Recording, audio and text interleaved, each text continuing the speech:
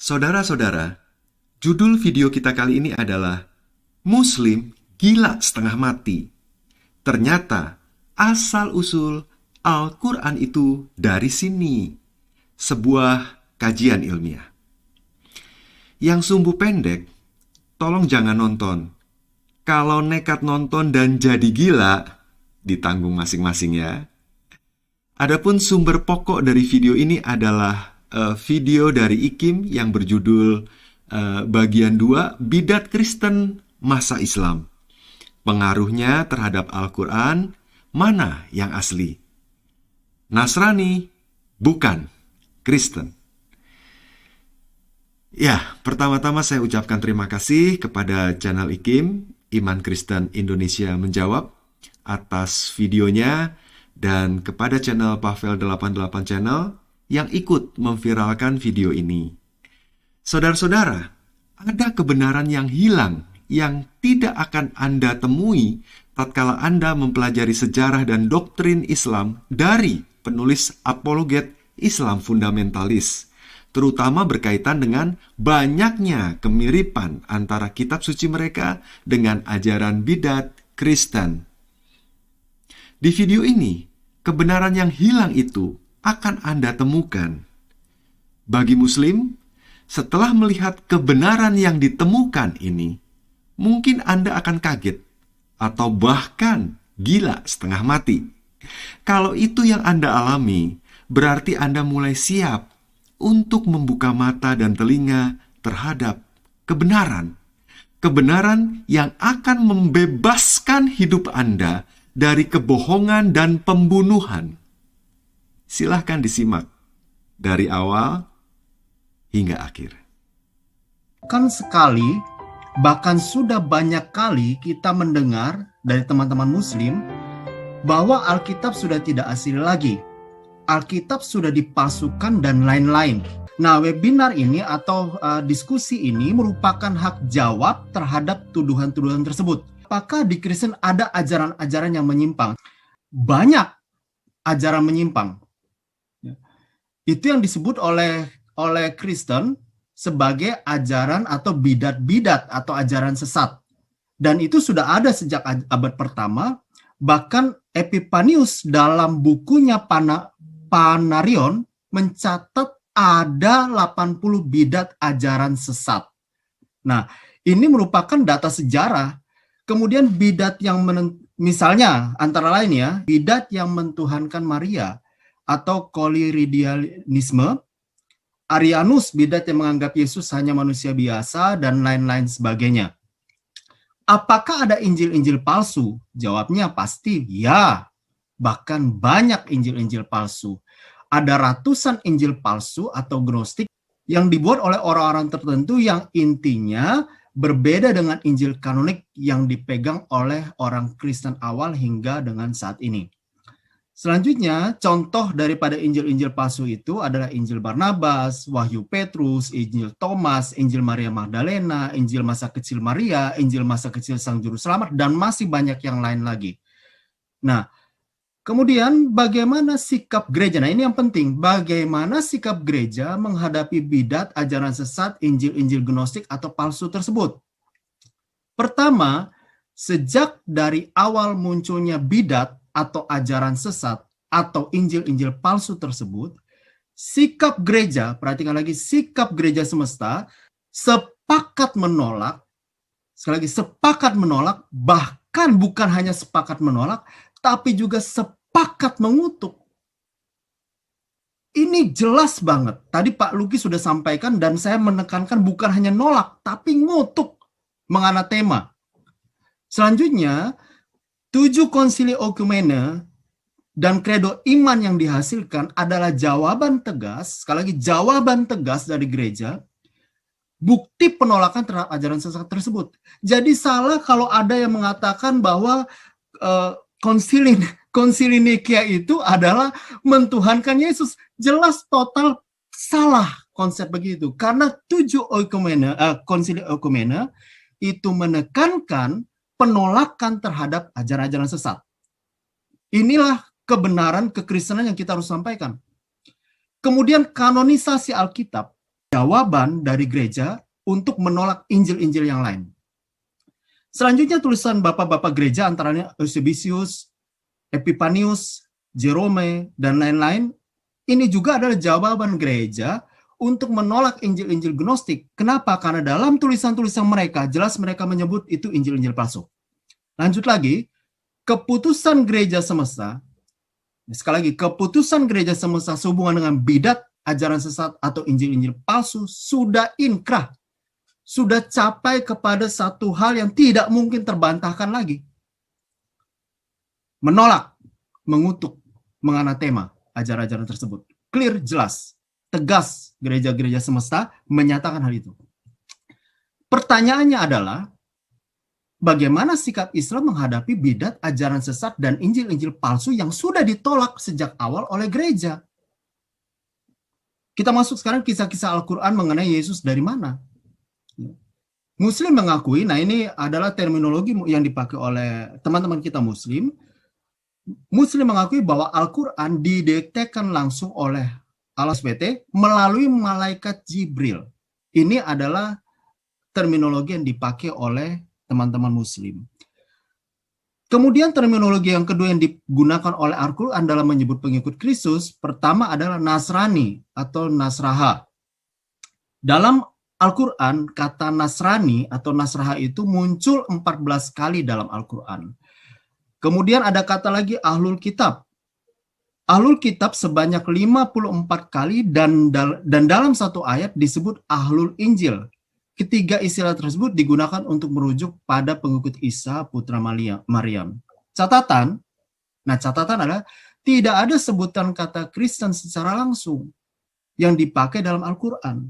Ini cukup mengherankan. Kenapa? Karena dalam tulisan-tulisan bapak-bapak gereja sebelumnya yang paling yang paling familiar dipakai bukan kata Nasrani, tapi kata Kristen. Nah, kenapa kemudian ketika pada Islam awal, pada perkembangan Islam awal, tidak muncul kata Kristen, tapi kata Nasrani? Nah, kita akan melihat di sini siapa Nasrani itu. Singkatnya, banyak pendapat mengenai hal ini, tapi saya lebih condong kepada pendapat ini, bahwa Nasrani adalah sekte mistik, gnostik orang-orang Mandea, yang diikuti oleh orang-orang Yahudi, yang sudah ada sebelum Yesus. Jadi kalau kata-kata sekte Nasrani ini sebenarnya sudah ada sebelum Yesus. Nah, dalam Kisah Para Rasul disebutkan ketika Paulus menjadi tertuduh di hadapan gubernur Romawi, kemudian dikatakan di sini Tertulus ya, yang menulis ini, yang menyatakan bahwa Paulus adalah seorang tokoh dari sekte Nasrani. Artinya apa? Bahwa sekte itu udah ada sebenarnya. Dia menyebut saja, mencocokkan Paulus dengan sekte itu. Alkitab TB mengatakan tulisannya. Kita lanjut saja. Nah, Tertulus yang menyatakan itu menggunakan istilah tersebut dengan tujuan merendahkan atau menghina Paulus. Jadi kita bisa mengerti kenapa umat Kristen saat itu tidak pernah menyebut diri mereka dengan sebutan Nasraha atau kaum Nasrani, karena dianggap itu penghinaan. Para penulis Suria juga menggambarkan orang-orang pagan Persia dengan sebutan Nasraha. Jadi mereka menyebut orang pagan itu bukan dengan Kristen, tapi dengan Nasraha atau dengan Nasrani. Lanjutnya, berdasarkan data kitab suci dan sejarah gereja mula-mula, ada dua corak kekristenan awal. Pertama adalah kekristenan non-Yahudi, yang kemudian, ya kalau dibaca, itu disebut sebagai Kristen. Nah, ini kemudian adalah data-datanya di Kisah Para Rasul, dikatakan di Antioquia lah murid-murid itu disebut Kristen pertama kali. Kemudian data kedua dinyatakan dalam Kisah 26 ayat 28. Apakah engkau berpikir dalam waktu sesingkat itu engkau dapat membujuk aku untuk menjadi seorang Kristen? Kemudian referensi ketiga dari 1 Petrus 4 ayat 16. Jika ia menderita sebagai orang Kristen. Jadi dalam data Alkitab itu ada 3 kali penyebutan mengenai Kristen. Selanjutnya dari literatur non-Kristen. Nah, bisa dibaca di sini ada Flavius Josephus dan sebagainya. Saya lewatkan ini, tapi datanya ada. Kemudian sejarawan Kristen awal dan bapak-bapak gereja menggunakan istilah Kristen dibandingkan Nasrani. Suksesi apostolika dan paradoksi kudus juga lebih menggunakan kata Kristen dibandingkan kata Nasrani. Selanjutnya ada yang kedua adalah kekristenan Yahudi. Nah, kekristenan Yahudi ini itu kemudian lebih dikenal dengan nama Nasrani, ya, lebih dikenal dengan nama Nasrani. Contohnya Sin Epipanius dari Salamis menulis bla bla bla bla, saya percepat yang di tulisan merah, karena meskipun mereka Yahudi, maksudnya meskipun Nasrani adalah Yahudi, mereka memberitakan bahwa Yesus adalah Kristus, kebalikan dari mereka-mereka orang Yahudi yang penganut agama Yudaisme karena mereka tidak menerima Yesus. Jadi ciri pertama Nasrani awal itu mereka mengenal dan memberitahukan Yesus adalah Kristus. Itu ciri pertamanya. Kemudian dikatakan selanjutnya oleh Sin Epipanius ini, mereka tidak memiliki ide yang berbeda. Maksudnya mereka, orang Nasrani ini tidak memiliki ide yang berbeda dengan Kristen. Sebab mereka, Nasrani dan Kristen, mengakui kebangkitan orang mati, mengakui penciptaan ilahi dalam segala sesuatu, menyatakan bahwa Allah adalah satu, dan bahwa Putra itu adalah Yesus Kristus. Jadi Nasrani dan Kristen dalam kredo-kredo utama mereka sama-sama dengan konsep yang sama. Mereka tidak mempunyai ide yang berbeda dalam hal itu. Pengikut sekte ini dikenal luas sebagai kaum Nasrani. Mereka percaya bahwa bahwa mereka percaya Mesias, mereka percaya anak Allah lahir dari perawan Maria, dan mereka berkata bahwa ia yang menderita di bawah Pontius Pilatus dan bangkit lagi adalah orang yang sama seperti yang mereka percaya, yaitu Yesus. Ini disampaikan oleh siapa? Jerome. Selanjutnya, pertanyaan muncul. Kalau Nasrani awal itu sama kredo-kredo utamanya dengan Kristen, pertanyaannya, apakah Nasrani yang dimaksud dalam Al-Quran sama dengan Nasrani yang hadir pada tahun 33 tersebut?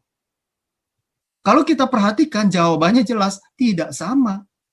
Itu sebabnya tidak heran kemudian kita melihat nanti perkembangan selanjutnya dalam pemahaman-pemahaman yang timbul di dalam Al-Quran.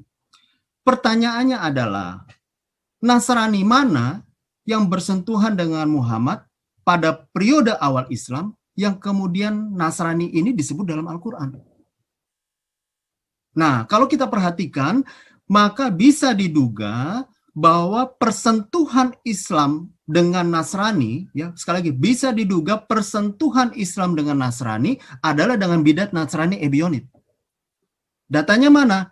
Nah, dari gereja Nasrani di Yerusalem ini yang tadi itu yang awal, beberapa puluh tahun setelah itu hijrah mereka ke Pella di Transyordan. Lahirlah kelompok sempalan Kristen Yahudi yang kemudian menyebut mereka dirinya adalah Ebionit, atau dalam arti katanya adalah miskin.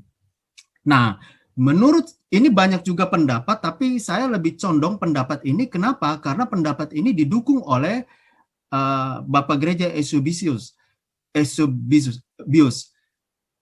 Dikatakan itu tahun 340, berarti sekitar 450 tahun, 400 atau 500 tahun sebelum Islam muncul. Para anggota gereja Yerusalem ini mengungsi ke kota Pella yang terletak di seberang Yordan. Kota purba tersebut pada saat ini mungkin sama dengan kota kecil yang sekarang dikenal dengan sebutan Arab Fahil, terletak di sebelah tenggara Jebel Abu al-Qas Yordania. Nah, kelompok Ebionit juga menolak Rasul Paulus.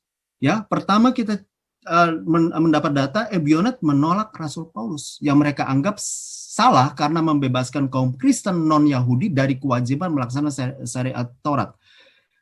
Kemudian yang kedua adalah sebagian dari kaum Ebionit ini menolak kelahiran Yesus dari seorang perawan dan menyangkal keilahian Yesus. Selanjutnya kaum Ebionit ini juga sebagian besar musnah. Tetapi kemudian minoritas kelompok ini termasuk di Mekah menjelang dan pada waktu kelahiran Islam. Terdetek bahwa minoritas kelompok ini ada di Mekah menjelang kelahiran Islam. Nah, sekarang kita perhatikan tema sentral sekte Ebionit yang sama-sama menjadi tema sentral dalam Al-Quran mengenai Isa dan kekristenan. Apa saja itu?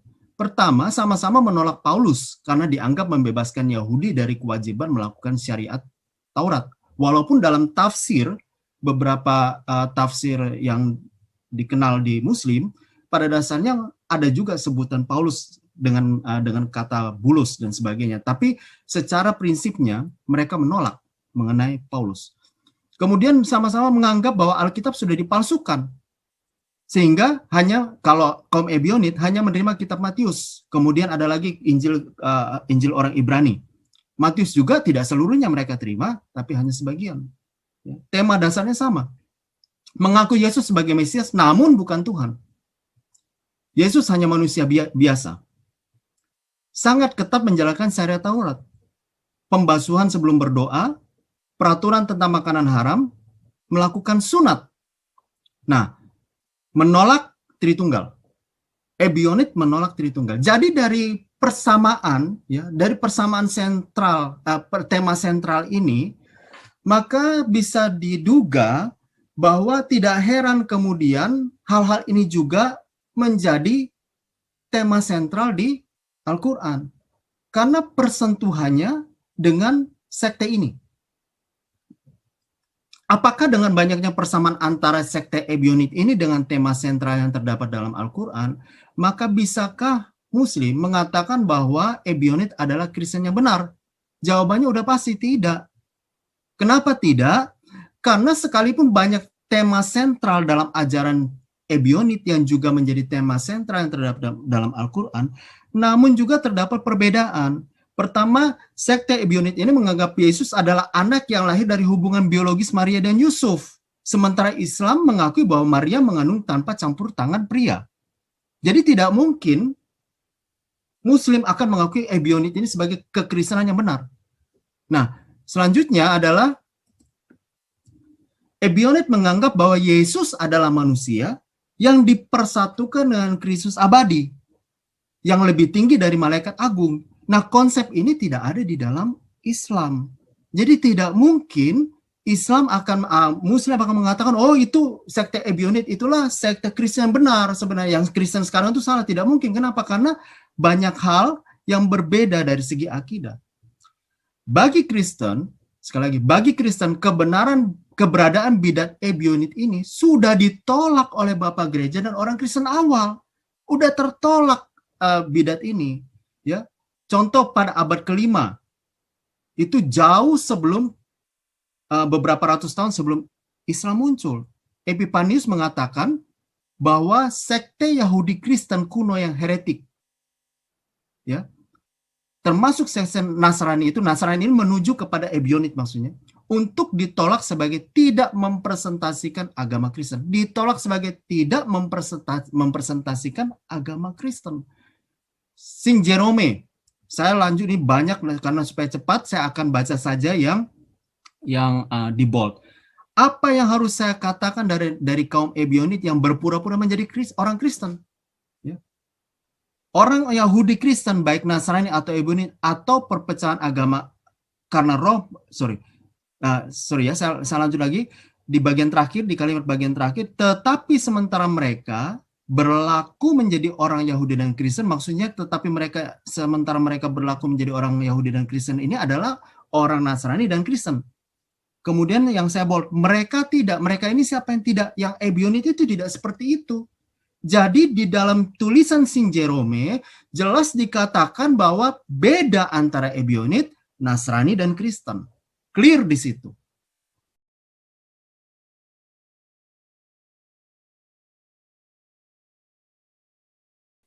Bagaimana dengan kisah-kisah yang terdapat dalam Al-Quran sehubungan dengan Isa dan Kristen?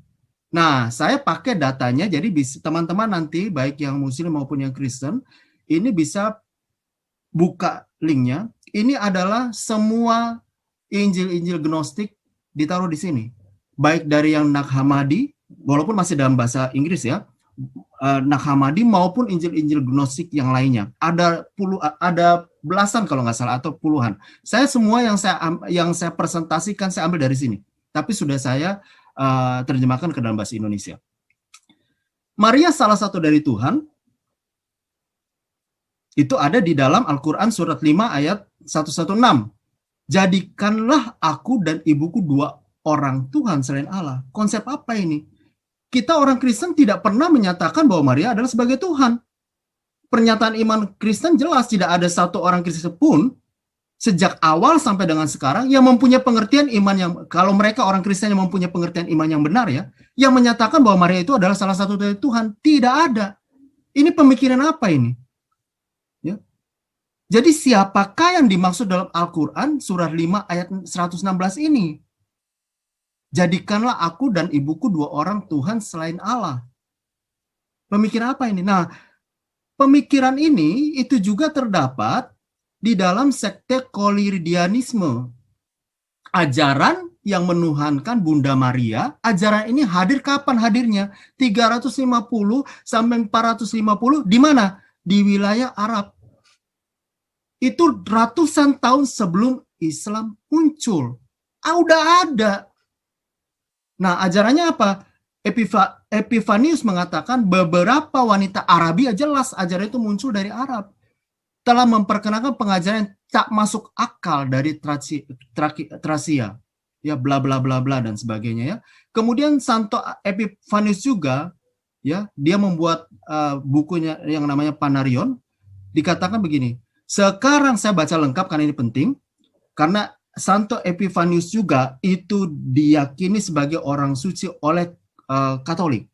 Dan kalau ada yang menyatakan bahwa Katolik menyembah Bunda Maria, tidak. Kenapa? Karena Santo Epifanius menyatakan ini. Sekarang tubuh Bunda Maria memang adalah suci. Tetapi itu bukanlah Allah. Perawan Maria memang adalah seorang perawan yang dihormati. Tetapi ia tidak diberikan bagi kita untuk disembah. Melainkan ia sendiri menyembah Dia yang lahir dalam daging darinya. Hendaklah tidak seorang pun menyembah Maria. Clear, jelas. Ajaran sekte koliridialisme ini ditolak oleh bapak-bapak gereja. Ini di bawah ada catatan kaki dari mana saya ambil kalimat ini. Kemudian yang kedua, konsep Yesus tidak mati di salib. Ya. Di dalam Al-Quran itu dalam Kisah 4 ayat 157, 158, di situ kita bisa baca bahwa diserupakan dan sebagainya, saya tidak perlu baca di situ. Nah ini kemudian konsep ini datangnya dari mana? Konsep ini datang pertama, kalau saya tetapkan dulu dalam pernyataan ini ya, bahwa keterangan Alkitab, bukti sejarah dan pernyataan bapak-bapak gereja awal, serta sejarawan abad pertama, semuanya menyatakan bahwa penyaliban Yesus benar terjadi. Semua orang Kristen yang menganut ajaran yang benar pasti mengakui, sekali lagi pasti mengakui bahwa Yesus benar telah mengalami penyaliban, kematian, dan kebangkitan. Jadi, dari mana? Sekali lagi, dari mana kisah bahwa Yesus tidak disalib? Yang tertulis juga di dalam Al-Quran surat 4 ayat 157 sampai 158. Ini adanya di mana? Injil Gnostik atau risalah atau Injil dengan nama risalah kedua dari Set Agung. Dalam Injil Gnostik ini dikatakan, Yesus berkata, aku tidak mati pada kenyataannya, tapi hanya kelihatannya. Tadi Pak Luki sudah menyebutkan dualisme dalam Injil Gnostik. Nah ini terjadi. Jadi aku sepertinya mati padahal tidak, kayak gitulah kira-kira ya. Aku tidak mati pada kenyataannya, tetapi hanya kelihatannya. Mereka yang salah dan buta melihat aku. Mereka menghukum aku adalah orang lain. Ayah mereka yang minum cuka dan empedu bukan aku. Mereka menyerang aku dengan buluh, itu adalah orang lain. Simon yang memanggul salib di pundaknya, aku bergembira dalam ketinggian di atas semuanya dan aku tertawa atas kebodohan mereka. Selanjutnya, nah ini perhatikan, sekalipun dalam tulisan risalah kedua dari Set Agung ini tidak mengakui Yesus mati, namun si penulis mengakui bahwa Yesus datang dari atas dan menyebut Yesus adalah putra yang mulia. Contoh di dalam risalah kedua dari Set Agung ini, dikatakan, aku mengunjungi sesuatu tempat kediaman ragawi. Aku menyingkirkan penghuni pertama yang ada di dalamnya, lalu aku masuk. Ini dualisme. Saya tidak akan bahas di sini panjang, tapi nanti bisa teman-teman juga perhatikan ciri khas daripada gnostik yang juga sudah disampaikan Pak Luki tadi. Dan akulah yang sekarang berada di dalamnya. Dan aku tidak sama dengan penghuni pertama yang ada di dalamnya. Sebab penghuni pertamanya adalah seorang manusia bumi. Sedangkan aku datang dari atas, dari surga. Selanjutnya, ada juga kalimat yang mengatakan putra yang mulia. Selanjutnya ada juga kalimat mengatakan hanya aku yang sempurna karena firman. Karena aku ada dengan semua keagungan roh yang merupakan teman bagi kita dan saudara kita. Karena aku menyampaikan firman untuk kemuliaan Bapa kami. Nah, sekarang selain itu ada juga konsep Yesus tidak disalib itu dalam Injil Gnostik Wahyu Petrus. Ya. Dikatakan di sini, dia yang engkau lihat di atas pohon sedang bergembira dan tertawa adalah Yesus yang hidup. Tetapi seseorang yang tangan dan kaki mereka paku adalah bagian dari daging yang adalah pengganti untuk dipermalukan satu orang yang mirip dengannya. Wahyu kepada Petrus ini mengakui Yesus adalah Tuhan, bahkan Yesus membawa Petrus untuk melihat surga dan neraka. Artinya sekalipun dia tidak mengakui Yesus disalib, tetapi Wahyu Petrus ini mengakui Yesus adalah Tuhan, bahkan membawa Petrus, Yesus membawa Petrus melihat surga dan neraka. Contoh ada kalimatnya, dan kemudian Tuhan, ini yang ada di dalam Wahyu Petrus ya, dan kemudian Tuhan akan datang kepada orang-orang setia yang lapar dan haus dan menderita dan memurnikan jiwa mereka dalam hidup ini. Dan dia akan menghakimi anak-anak pelanggar hukum. Jadi Wahyu Petrus juga mengakui bahwa Yesus adalah Tuhan. Selanjutnya, dan Tuhan menunjukkan kepadaku sebuah negara yang sangat besar. Ini ceritanya Yesus membawa Petrus ke surga. Dan Tuhan menunjukkan kepadaku sebuah negara yang sangat besar di luar dunia ini. Sangat terang dengan cahaya dan udara di sana diterangi dengan sinar matahari. Dan bumi itu sendiri bermekaran dengan bunga-bunga yang tidak layu. Dan penuh dengan rempah-rempah dan tanaman indah. Berbunga dan tidak dapat rusak dan menghasilkan buah yang diberkati. Nah, selanjutnya kesimpulan. Kesimpulan daripada Injil ini adalah sekalipun Injil Gnostik risalah kedua dari Set Agung dan Wahyu kepada Petrus ini di satu sisi, sekali lagi, di satu sisi mendukung pernyataan Al-Quran bahwa Yesus tidak mati disalib, namun kedua tulisan Gnostik ini juga mengakui keilahian Yesus yang secara langsung bertentangan dengan akidah Islam. Jadi artinya apa? Tidak mungkin Muslim akan mengakui Injil Wahyu Petrus dan Injil risalah kedua dari Set Agung ini adalah Injil yang benar yang sudah pernah hilang dulu. Tidak mungkin. Kenapa? Karena di dalam kedua Injil ini juga mengakui keilahian Kristus. Nah, selanjutnya Yesus lahir di bawah pohon kurma. Dari mana cerita kayak begini? Ya, kalau di dalam Kisah 19 ayat 23 sampai 28 dikatakan kemudian rasa sakit akan melahirkan memaksanya bersandar pada pangkal pohon korma. Dia, Maryam, berkata, wahai betapa baiknya aku mati sebelum ini. Dan aku menjadi seorang yang tidak diperhatikan dan dilupakan. Nah, ini datangnya dari mana nih? Ini datang dari mana? Injil Gnostik. Ya, Gospel of the Birth of Mary. Nah, ini nanti bisa dibaca. Dan kalau masih belum percaya, klik yang link yang tadi dan bisa baca dari situ. Apakah memang ini benar tertulis atau tidak. Nah, oke, selanjutnya di sini. Nah, konsepnya apa? Sekalipun Injil kelahiran Maria ini di satu sisi mendukung kisah Yesus lahir di bawah pohon korma, namun di sisi lain Injil ini bertentangan dengan kaidah Islam karena Injil ini mengakui Yesus adalah putra yang maha tinggi. Kalau kita lihat di dalam Injil Mary ini mirip-mirip kalimatnya.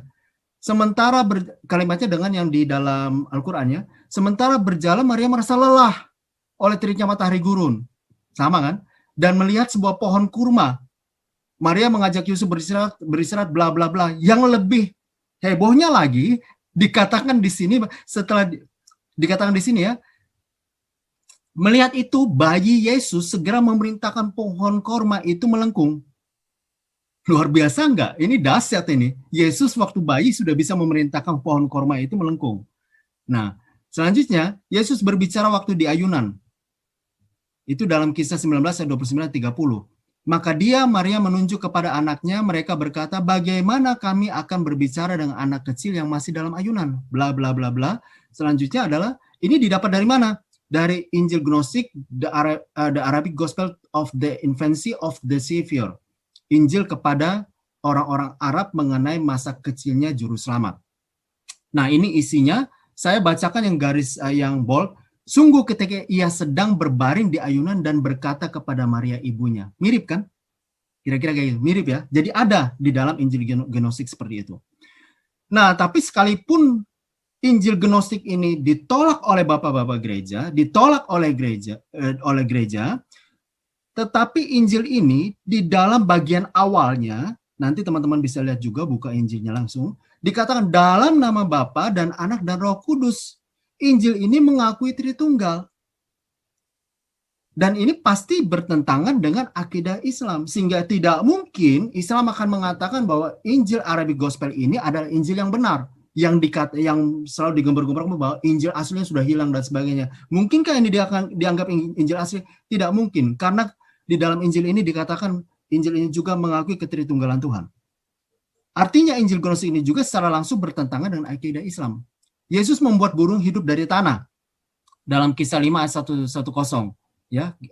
Dan ingatlah ketika engkau, saya baca yang bold saja, nanti teman-teman bisa baca lengkapnya. Dan ingatlah ketika engkau membentuk dari tanah berupa burung dengan seizinku, kemudian engkau meniupnya lalu menjadi seekor burung. Ini dari mana? Dari Injil The Arabic Gospel juga. Dikatakan di situ, saya baca yang boldnya, oleh sebab itu seorang Yahudi, anak Hanan muncul dan melihat sedemikian sibuk, berkata dengan marah dan sangat geram, kamu membuat bentuk dari tanah liat pada hari Sabat. Dan dia berlari cepat dan menghancurkan kolam-kolam mereka. Tetapi ketika Tuhan Yesus menepukkan tangannya di atas burung-burung yang ia buat, mereka semuanya terbang dan berkicau. Yesus pun di dalam Injil Arabic Gospel ini dikatakan menciptakan dari tanah liat, bahkan bukan satu burung, dari beberapa burung, dan kemudian 12 burung pipit di situ ya, selebihnya. Dan Tuhan di atasnya ya, Tuhan Yesus membuat 12 burung pipit. Nah, itu semuanya hidup. Nah, tadi karena sama bahwa Arabic Gospel itu mengakui masalah ketritunggalan. Tapi tetap apa? Gnostik ditolak oleh bapak-bapak gereja. Nah, beberapa alasan, ini bagian-bagian terakhir, beberapa alasan penolakan gereja terhadap Injil-Injil Gnostik. Pertama, catatan sejarah mencatat bahwa Injil ini sudah ditolak ratusan tahun oleh orang-orang Kristen awal sebelum Islam muncul. Eusebius mengatakan dalam bukunya bahwa Injil Kisah Para Rasul Paulus, Wahyu Petrus, dan sebagainya sudah ditolak dan dianggap palsu. Catatan sejarah menyatakan begitu. Tertolak. Kemudian Patriark Konstantinopel juga mengatakan bahwa Injil Petrus adalah salah satu Injil yang dikategorikan sebagai anti-legomena atau tulisan yang disengketakan. Irenaeus juga menyatakan yang mirip-mirip bahwa sejarah yang penuh kebohongan untuk Injil Yudas. Dikatakan bahwa Injil Yudas itu penuh dengan sejarah yang penuh kebohongan. Injil-Injil Gnostik ini ditolak karena pada umumnya seluruh gereja semesta saat itu tidak menerima dengan bulat keberadaan Injil-Injil tersebut. Bahkan kebanyakan gereja menolak total keberadaannya. Jadi penolakan gereja terhadap Injil-Injil ini itu karena kesepakatan gereja semesta yang 5 wilayah tadi. Dan mereka menyatakan menolak itu. Atau ada yang menerima tapi ada yang menolak, dianggap tetap tidak diterima. Injil-Injil Gnostik ini ditulis dari abad kedua, ketiga, dan keempat Masehi. Di mana, sekali lagi, di mana semua para rasul yang namanya dicatut sudah meninggal. Beberapa alasan selanjutnya adalah satu, Injil-Injil Gnostik ini cirinya hampir sama, yaitu mengenai wahyu rahasia yang oleh si penerima wahyu dengan hanya antara si penerima wahyu dengan Yesus. Nggak ada saksi. Konsep begini ini ditolak gereja. Karena tidak bisa dibuktikan, oh saya terima wahyu dari Yesus dan sebagainya. Contoh Injil Maria. Dikatakan, katakanlah kepada kami kata-kata penyelamat, maksudnya Yesus ya, yang kamu ingat, yang kamu tahu, tapi kami tidak. Jadi hanya Yesus dan Maria.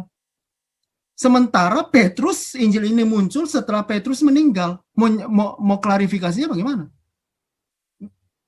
Kemudian Injil Yudas, jauhilah yang lain dan aku akan memberitakan kepadamu misteri-misteri kerajaan. Yesus berkata khusus kepada Yudas. Selanjutnya wahyu Petrus juga. Mereka yang diberi misteri-misteri. Artinya apa? Tidak ada yang bisa diklarifikasi terhadap saksi-saksi yang hidup pada saat itu. Kesimpulan, entah bagaimana kisah-kisah yang mirip dengan Injil Gnostik ini bisa diterima dan masuk dalam Al-Quran. Nggak ngerti. Itu biar urusan-urusan skolar dari Muslim yang memikirkannya. Tapi yang jelas, namun dari sisi kekristenan, sudah jelas bahwa sekalipun kisah-kisah dalam Injil Gnostik tersebut menceritakan secara spektakuler, bombastis mengenai keberadaan Yesus. Contohnya Yesus berbicara waktu dalam ayunan, wow, heboh itu, luar biasa. Yesus membuat burung hidup dari tanah dan sebagainya. Namun semua itu telah ditolak oleh bapak-bapak gereja dan oleh orang Kristen ratusan tahun sebelum Islam muncul. Bagi Muslim, semua kisah-kisah dalam Al-Quran tersebut adalah wahyu dari Allah Subhanahu wa Ta'ala, karena didiktekan melalui malaikat Jibril kepada Muhammad. Bagi Kristen, sekali lagi, bagi Kristen, kisah-kisah tersebut sekalipun spektakuler hanya dianggap sebagai kisah rekaan, kisah dongeng. Karena keberadaannya ada di dalam mana? Keberadaan kisah-kisah itu ada di dalam Injil-Injil Gnostik yang sudah ditolak ratusan tahun oleh gereja. Kesimpulan selanjutnya, apakah kisah-kisah di atas ada dalam Injil-Injil kanonik yang diterima Kristen? Jawabannya udah pasti, nggak ada. Itu sebabnya dapat diduga kemungkinan besar persentuhan Muhammad pada awal Islam dengan Nasrani maupun Kristen, bukan dengan Nasrani maupun Kristen awal yang tadi kita bicara, tapi dengan bidat-bidat dan Injil-Injil Gnostik yang ditolak oleh gereja.